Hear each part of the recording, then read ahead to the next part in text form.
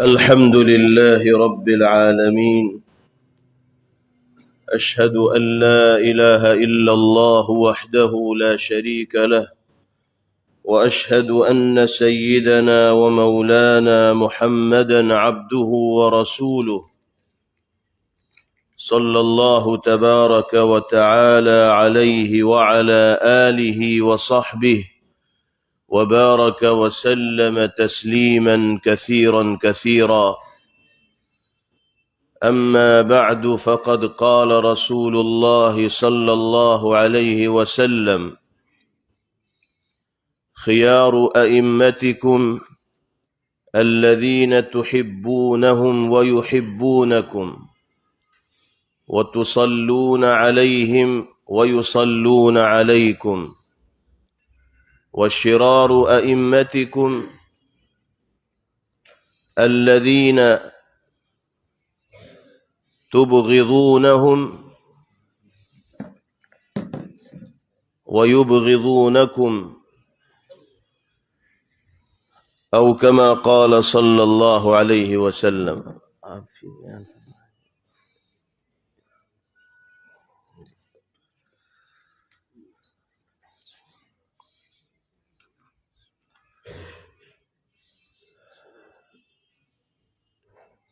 یہاں تشریف فرما بہت ہی قابل احترام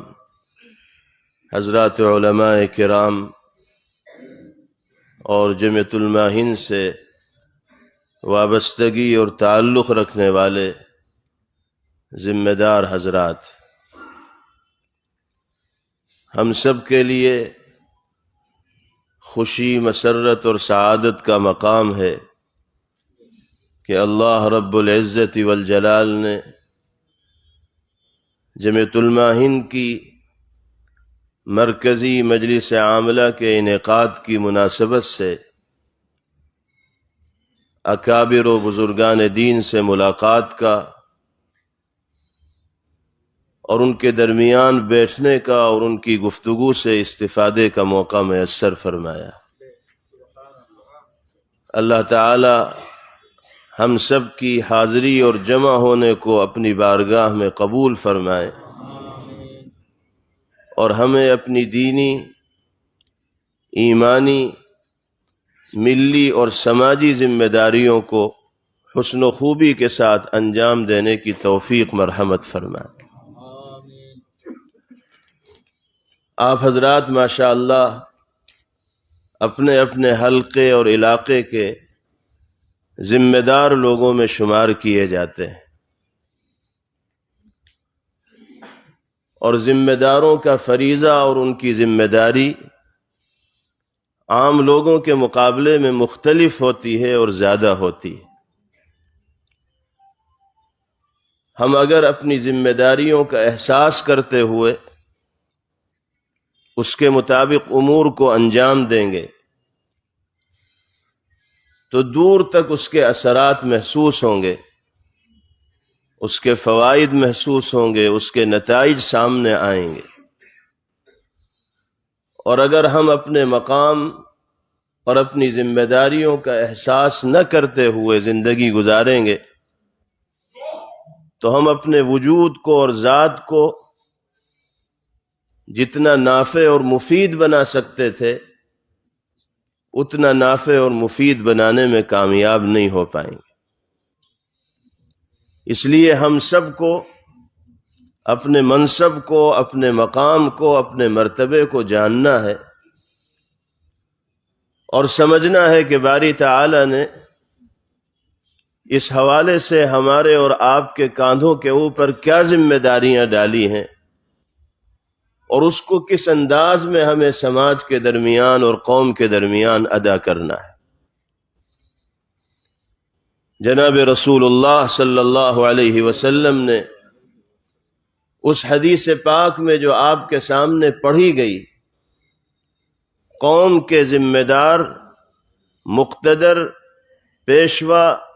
اور نمایاں طبقے کی ذمہ داری کا احساس دلایا ہے۔ ان کو بتایا ہے کہ انہیں کیسا ہونا چاہیے، کیسی زندگی ان کو گزارنی چاہیے، کیسے صبح و شام ان کے گزرنے چاہیے۔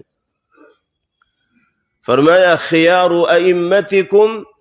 الذین تحبونہم ویحبونکم، تم میں بہترین ذمہ دار، مقتدا اور پیشوا وہ لوگ ہیں جن سے تم محبت کرنے والے ہوں اور وہ تم سے محبت کرنے والے ہوں۔ لوگوں کے دلوں میں محبت و عظمت کا جذبہ اسی وقت پیدا ہوتا ہے جب ہم لوگوں کے کام آئیں، ان کے معاملات کو حل کرنے کی کوشش کریں، دینی اور شرعی اعتبار سے ان کی رہنمائی کا فریضہ انجام دیں۔ ہم اگر سماج کے درمیان رہیں گے، قوم کے درمیان رہیں گے، دکھ اور درد میں ان کے ساتھ کھڑے ہوئے دکھائی دیں گے اور ہر معاملے میں ان کی رہنمائی کا اور قیادت کا فریضہ انجام دینے والے ہوں گے، تو فطری طور پر ان کے دلوں میں ہماری اور آپ کی محبت گھر کر جائے گی۔ انسان کو گھر بیٹھے بغیر کچھ کیے ہوئے، اپنی ذمہ داری کو ادا کیے بغیر نہ لوگوں کی محبت حاصل ہو سکتی ہے اور نہ اللہ رب العزت والجلال کا حقیقی قرب نصیب ہو سکتا ہے۔ اللہ نے اگر ہمیں کسی مدرسے سے وابستہ کیا ہے، کسی مسجد سے جوڑا ہے، یا کسی دینی تحریک کے ساتھ جڑ کر کام کرنے کی توفیق میسر فرمائی ہے، تو ہمیں صرف اپنی زندگی میں مگن ہو کر اس دنیا میں نہیں جینا ہے، صرف اپنی اور اپنی بھلائی کی فکر ہمارے ذہن و دماغ کے اندر نہیں رہنی ہے، بلکہ ہمیں اپنے بھائیوں کی بھلائی اور خیر کی بھی فکر اپنے دل کے اندر پیدا کرنی ہے۔ ہم اگر اسلامی اور ایمانی تقاضوں پر مضبوطی کے ساتھ عمل کرنا چاہتے ہیں تو ہمیں یہ بھی کوشش کرنی ہے کہ ہمارے سماج اور ہمارے معاشرے کے لوگ بھی ایمانی تقاضوں پر مضبوطی کے ساتھ عمل کرنے والے بنیں۔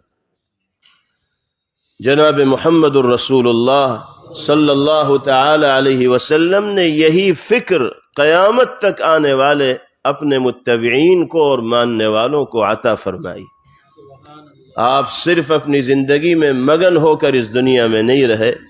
حضرات صحابہ کرام رضوان اللہ علیہم اجمعین نبی کریم علیہ السلام کی کیفیت کی جو منظر کشی فرماتے ہیں، کان دائم الفکرہ متواصل الاحزان، ہمہ وقت آپ فکر مند دکھائی دیتے تھے اور ایسا محسوس ہوتا تھا کہ کوئی رنج و الم اور غم ہے جس کا بوجھ پیغمبر علیہ السلام برداشت کر رہے ہیں۔ یہ فکر کس چیز کی ہے؟ یہ بار اور بوجھ جو آپ کے چہرے سے محسوس ہو رہا ہے وہ کس چیز کا ہے؟ اپنے کسی ذاتی فائدے کے لیے پیغمبر علیہ السلام متفکر نہیں دکھائی دیتے تھے، آپ کی فکر یہ تھی کہ اللہ کے بندوں کا رشتہ اللہ سے کیسے جڑے، اللہ کے بندوں کو جہنم کے راستے سے ہٹا کر جنت کے راستے پر چلانے والا کیسے بنائے، لوگوں کی زندگیوں میں دین کو کیسے داخل کریں۔ اسی فکر کو لے کر پیغمبر علیہ السلام نے پوری زندگی گزار دی۔ اور جب انسان دوسروں کی خیر خواہی کی فکر اپنے دل کے اندر رکھے گا تو لازمی طور پر دوسروں کے دلوں میں اور اللہ کے بندوں کے قلوب میں اس کی محبت جاگزی ہوگی، خود بخود اس کی طرف قلب کا میلان ہوگا اور پھر لوگ اس کی باتوں کو ماننے والے، اس کی ہدایات پر عمل کرنے والے بنے۔ نبی کریم علیہ السلام نے بہتر مقام حاصل کرنے کے لیے ذمہ داروں کے لیے اس معیار کو بیان فرما دیا کہ اگر اللہ نے ذمہ دار طبقے میں سے شامل ہونے کی توفیق تمہیں میسر فرمائی ہے تو اب ایسی زندگی گزارو کہ اللہ کے محبوب بھی بن جاؤ اور اللہ کے بندے بھی تم سے محبت کرنے لگیں اور تم بھی اللہ کے بندوں سے محبت کرنے لگو۔ تو اللہ ہمیں ہر سطح پر اپنی ذمہ داریوں کو انجام دینے کی توفیق عطا فرمائے۔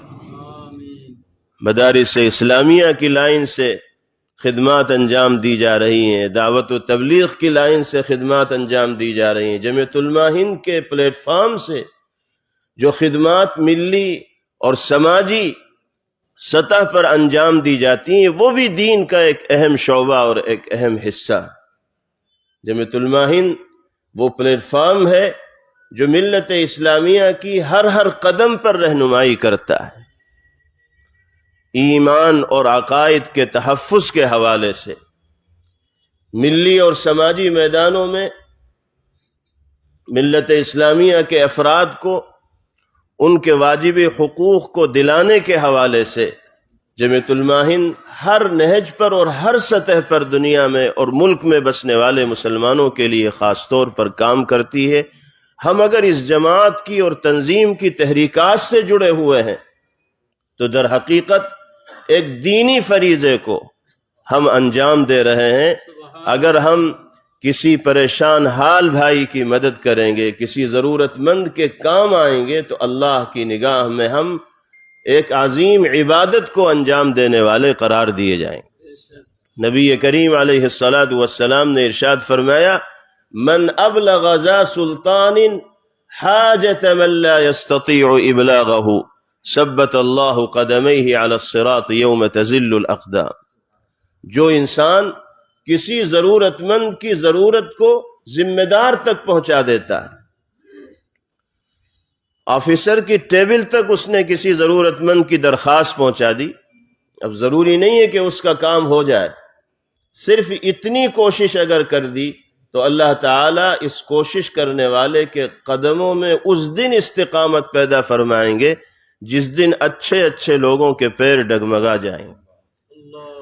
یہ سمجھا جاتا ہے کہ جمعیت علماء سے منسلک جو حضرات محنت کر رہے ہیں، کوشش کر رہے ہیں، سماجی میدان میں رات دن کھپا رہے ہیں، وہ صرف سیاسی مفادات کو حاصل کرنے کے لیے یہ کوششیں کر رہے ہیں۔ عام طور پر یہی ذہن ہوتا ہے لوگوں کا، اور ایک طبقے کی طرف سے یہ ذہن بنانے کی کوشش بھی کی جاتی، لیکن سچائی یہ ہے کہ اس طرح کی تمام تر محنتیں دین کا ایک اہم حصہ ہیں، اور جناب رسول اللہ صلی اللہ علیہ وسلم نے اس طرح کی محنتیں کی ہیں اور اس کا نمونہ دنیا والوں کے سامنے پیش کیا ہے۔ دوسرا معیار آپ نے ارشاد فرمایا، وَتُصَلُّونَ عَلَيْهِمْ وَيُصَلُّونَ عَلَيْكُمْ۔ تم میں بہترین ذمہ دار وہ لوگ ہیں جن کے لیے تم دعائے رحمت کرتے ہو اور وہ تمہارے لیے دعا کرتے ہیں۔ اللہ تعالی ہمیں اس معیار پر کھرا اترنے کی توفیق عطا فرمائے۔ اور اس کے بالمقابل آپ نے ارشاد فرمایا، وَشِرَارُ أَئِمَّتِكُمْ الَّذِينَ تُبْغِضُونَهُمْ وَيُبْغِضُونَكُمْ۔ تم میں سے بدترین ذمہ دار وہ لوگ ہیں کہ جن کی محبت تمہارے دل کے اندر نہ پائی جاتی ہو اور جو تم سے محبت کرنے والے نہ ہو، جو اپنی ذمہ داریوں کو ادا نہیں کرے گا، لوگوں کے ساتھ حسن سلوک اور اچھا برتاؤ نہیں کرے گا، لوگوں کی رہنمائی کا فریضہ انجام نہیں دے گا، تو وہ لوگوں کے دلوں میں گھر بھی نہیں بنا سکتا ہے، وہ محبتوں کو بھی نہیں سمیٹ سکتا ہے۔ ذمہ داریاں ادا کرنے والے ہی محبتوں کو سمیٹنے والے بنتے ہیں۔ اللہ تعالی ہم سب کو اپنے فرائض منصبی کو صحیح طور پر انجام دینے کی توفیق نصیب فرمائے۔ وآخر دعوانا ان الحمد للہ رب العالمین۔